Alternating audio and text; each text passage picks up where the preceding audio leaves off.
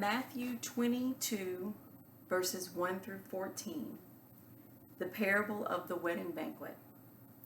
Once more Jesus spoke to them in parables, saying, "The kingdom of heaven may be compared to a king who gave a wedding banquet for his son. He sent his slaves to call those who had been invited to the wedding banquet, but they would not come. Again he sent other slaves, saying, 'Tell those who have been invited, look, I have prepared my dinner. My oxen and my fat calves have been slaughtered, and everything is ready. Come to the banquet.' But they made light of it and went away, one to his farm, another to his business, while the rest seized his slaves, mistreated them, and killed them. The king was enraged. He sent his troops, destroyed those murderers, and burned their cities. Then he said to his slaves, 'The wedding is ready, but those invited were not worthy. Go therefore into the main streets and invite everyone you find to the wedding banquet.' Those slaves went out into the streets and gathered all those whom they found, both good and bad. So the wedding hall was filled with guests. But when the king came in to see the guests, he noticed a man there who was not wearing a wedding robe. And he said to him, 'Friend, how did you get in here without a wedding robe?' And he was speechless. Then the king said to the attendants, 'Bind him hand and foot. Throw him into the outer darkness, where there will be weeping and gnashing of teeth. For many are called, but few are chosen.'" Let's imagine this for a moment. You approach an ornate canopy, draped with woven silks and dyed wool. Pulling back the heavy curtain, you step from the dusty street into a world of flickering gold light, cascading color, and the rich scent of frankincense and saffron. Roasted lamb and extravagant cuts of meat have been arranged on platters. The aroma of rich stews flavored with olive oils fill the air. Baskets are loaded with flatbread for scooping up savory stews. Tables are lined with bowls overflowing with dried fruits and nuts and olives. Goblets sit ready to be filled with spiced wine. Clay oil lamps and wooden torches line the perimeter of the space, creating just the right mood for gathering and celebration. Plush cushions and richly colored carpets have been arranged just perfectly all along the low dining tables, ready for communal sharing and abundance that's about to take place. Musicians can be heard practicing songs of blessings for the evening. This space invites participants to come and be a part of the celebration. Everything is ready. And finally, the word goes out. It is time. Go tell the people we are ready. Messengers hand deliver papyrus scrolls, handwritten in professional script, scented with expensive imported perfumes, rolled, bound, and sealed in wax with the king's engraved signet ring. Each addressee has now been officially notified that their presence is formally requested by the king. Can you imagine getting an invitation like this? And yet, in this parable, the invitees do not jump at the opportunity to attend the event. In fact, they do just the opposite. In verses 5 and 6, some make light of the invitation, some choose to tend to other priorities, and some even respond violently. To complicate the situation further, one guest accepts the invitation and shows up, but he is not wearing the robe. Although he is present, he is not ready to fully participate in the banquet. These are the responses of the people. Some refuse the invitation, and some accept it without fully engaging. In looking at this text, we understand that Matthew was writing to a church whose demographic makeup was primarily Jewish, though there were some Gentiles who were present as well. Learning to live as one body of believers within an assembly composed of people with different cultural upbringings and economic backgrounds was challenging, to say the least. After all, there were significant differences in traditions, in customs, and theological perspectives. So it makes sense that there were likely disagreements about what it meant to be faithful and obedient to God. For Matthew's church, being a relatively new establishment meant learning not only how to come together to serve God, but also how to live together as one unified community of faith. Even though some still attended the synagogues while others practiced in the church only. It involved confronting biases shaped by different heritages and social classes. Conflicts resulting from the gathering of different people with different backgrounds and different understandings of God were simply unavoidable. What's more, the culmination of these circumstances likely perpetuated misunderstandings of how God viewed worthiness. In some cases, it led to the misconception that if you were worthy, that meant you were in. And if you were in, then nothing more was needed. We see some of this underlying situation playing out in Matthew's version of the wedding banquet parable. Perhaps, like the members of Matthew's church, the invitees in this parable also misunderstood the king's expectations or had misconceptions about what it meant to have been invited. The way this parable unfolds and the final outcomes that we witness are both unexpected and even disturbing. Jesus seems to use this colorful story to shock hearers into grasping the point that there are consequences to declining God's invitation. And there's also consequences to accepting God's invitation and not fully participating. These revelations are clear, and their emphasis cannot be missed. But of equal importance is another key element that should not be overlooked. The magnificent invitation to an even more magnificent banquet is now being extended to everyone. Look at the words of the king in verse 9. Go therefore into the main streets and invite everyone you find to the wedding banquet. Verse 10 tells us the invitation is sent both to the good and to the bad. So the wedding hall was filled with guests. Everyone is now invited. Everyone. I suspect this parable would have been a profound statement to the members of Matthew's church.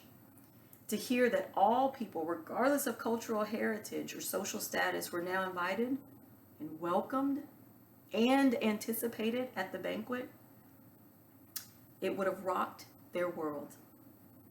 I can envision it now, the uncertainty beginning to creep in and the questions that begin to form. What do you mean it doesn't matter whether I've come from a heritage that was chosen as God's people? My family has known God for generations, and your people have only recently become acquainted with my God. Are you telling me it doesn't matter what traditions I've maintained in the past? Are we no longer supposed to rely on the way that we've always done things? But this is all that we know. This is what makes us comfortable. This is how things have always been. While these questions may seem distant and far removed, in many ways we are asking the same kinds of questions in our churches today. Traditional churches are facing an overlapping web of cultural, generational, and institutional hurdles. Churches across the country are experiencing declining attendance, an aging volunteer basis, and the challenge of retaining younger demographics. Congregations are increasingly burdened by underutilized facilities, escalating property taxes, and heavy maintenance costs. Across denominations, churches are closing faster than new ones are being formed. Historic churches are acknowledging that though formed by the tradition and legacy of past saints, that have poured wisdom and love and heart into their foundations, they must now compete with occupational and recreational priorities on Sundays. This places a heavy burden on the church's mission and greatly impacts the faithful laborers in the vineyard, leading to widespread burnout and leadership gaps. The church as we know it is undergoing significant structural shifts and is also asking the same question that Matthew's church asked. What do we do when the familiar starts to fade? Despite these trends, churches are learning to adapt, not by abandoning the gospel, but by discovering new ways to embody it in changing communities. Many churches are seeking professional help outside of their walls to gain knowledge and expertise in developing action plans to change their trajectory. They are reaching out to consultants and resources in their general church bodies to explore opportunities for growth and to conduct demographic analysis and to implement strategic visioning. Alameda itself has partnered with Lexington Theological Seminary and is participating in the Thriving Congregations Initiative. This program, paired with the Disciples' Home Mission, helps clergy and laity teams identify their missional identity, empower the laity, and explore adaptive changes through collaborative 18-month learning cohorts. Communities of faith are learning to collaborate in their outreach efforts, as Alameda does with the Nashville Food Project and the Society of St. Andrews when we conduct our sweet potato drops. Churches are joining forces to carry out ministries, just as Woodmont every year sends volunteers to help us with our mobile food pantry. Many churches are partnering with other groups to share property resources, just like Alameda does with the Christian Church in Tennessee, who rents an office from our building. Faith groups are seeking ways to share the gospel message and meet people where they are, not only through traditional modes of worship and in-person gathering, but also by offering opportunities to praise and study and pray together virtually, just as we do on Sunday mornings and on Wednesday nights for our Bible studies through Zoom. Some churches are participating in small home groups that provide space for deep reflection and in-depth Bible study and discussion, like we see at Alameda's Bible in the Basement ministry. Churches across the country are discovering how we can be accomplished as we embrace collaboration with other faith organizations and serve the community through partnership with other congregations. Though these new methods do not resemble the template for the traditional church, they honor different expressions of faith and worship. And church family, I'm here to tell you, this is precisely how we live out what it means for all of us to be at the banquet together. This is the good news of God's wedding feast in Matthew 22. Radical inclusion. God's table hosts a massive spectrum from the good to the bad and everyone in between. Having been extended to all, this invitation shows us the sheer depth of God's love, experienced through the gift of God's grace. God has prepared an amazing space for us, and because God desires a deep relationship with us, God continues to pursue and welcome people to God's table. But as we saw with the guest who was cast out, simply showing up is not enough. God invites us all, expecting us to accept the invitation and come fully prepared to participate. We cannot sit at the King's table while clinging to our old ways, our old biases, and our old comfort zones. We have to be ready to engage. And the way we prepare ourselves is by putting on the new robe that God provides directly to us. This garment is woven in God's righteousness and stitched in a new way of life. Some interpreters understand the wedding robe as a garment supplied by the host, so that everyone, regardless of background, can be properly and respectfully dressed. When we wear this robe, we accept God's grace rather than relying on our own efforts and foolishly thinking that we are good without it. We give up our old comfortable ways of life and put on a new Christian identity. We wear a spirituality fitted to Christ's teachings, fashioned to continue Jesus' ministry, and styled after the heart of our Savior.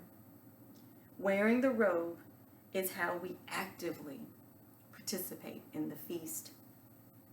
So this leaves us with the critical question for the modern church. What might our robes look like today? This shift toward creative, collaborative ministry shows us what it can look like to wear God's new robe in our modern world. Just as the host in the story gave everyone a robe so that they could take their place at the feast, modern churches are shaping that same gift of grace into many faithful forms. When we see congregations teaming up for food pantries, sharing their buildings, gathering in the basement for Bible studies, and meeting over Zoom, we are looking at different styles of the same robe. Our outreach and worship may look different on the outside, but our expression is stitched from the same fabric of God's love. Ultimately, when we step into the banquet and welcome everyone around us, we realize we do not all have to look and act the same to be able to sit at God's table. The old arguments about how we've always done things, they start to fade away in the light of God's glory. When we come to the banquet fully prepared to participate, embracing the wonderful mix of people at the table, we realize that uniformity is not what God requires. By celebrating these different styles, we show that we can all dine together in our different looking robes, deeply welcomed at the same table. So I invite you to shake off the old garments of burnout and division and fear of change. Instead, let's put on the beautiful adaptive robe of Christ's grace, ready to fully enter the work that God has for us. Remember that ornate canopy, the glowing lights, the music, the abundance of the feast. The doors are wide open and the feast is ready. The King is waiting for you to take your place. Let's put on our robes and step inside.